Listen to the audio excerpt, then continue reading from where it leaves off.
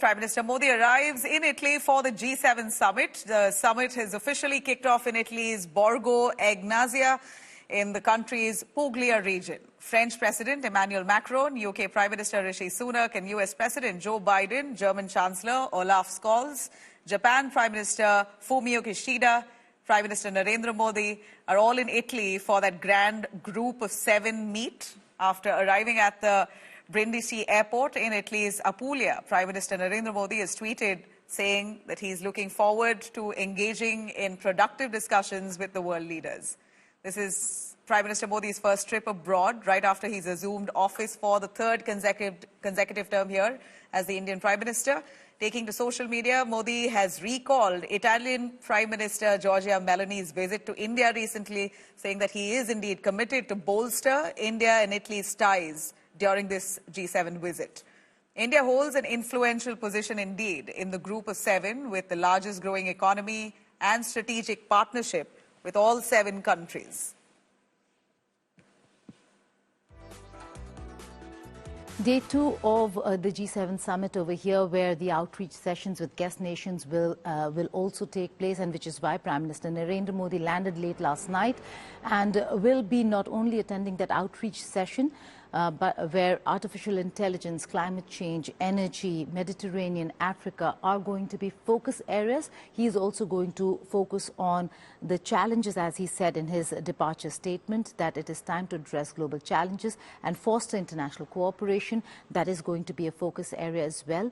A lot of bilaterals have been lined up with the UK Prime Minister Rishi Sunak, German Chancellor Scholz, French President Macron, and also the important bilateral with his Italian counterpart, Prime Minister Giorgia Meloni. Let's see if there are going to be micro moments over there, but certainly key substantive issues are going to be spoken of while there are many elections around the corner in other countries, like the French elections, the UK elections, we have the US elections end of the year, and there could be change of guard in those countries. There's certainty in India because there is continuum with Prime Minister Narendra Modi assuming office for the 3rd time, and this being his first foreign visit.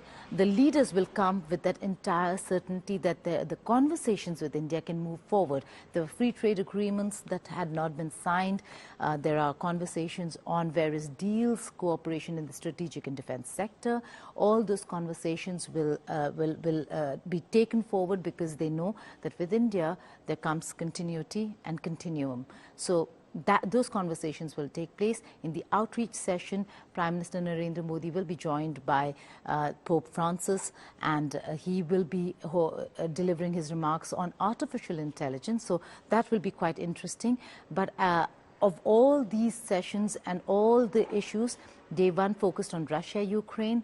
A lot of conversations on the situation in Gaza as well, in a round table with the world leaders sitting together. We are yet to know what is the outcome of those meetings, but we do know that the G7 leaders have pledged a lot of money from the Russian assets, interests from the Russian assets, that $500 billion, which will be going to Ukraine as aid in a 10-year security deal, a pact that has been signed and proposed by the United States of America.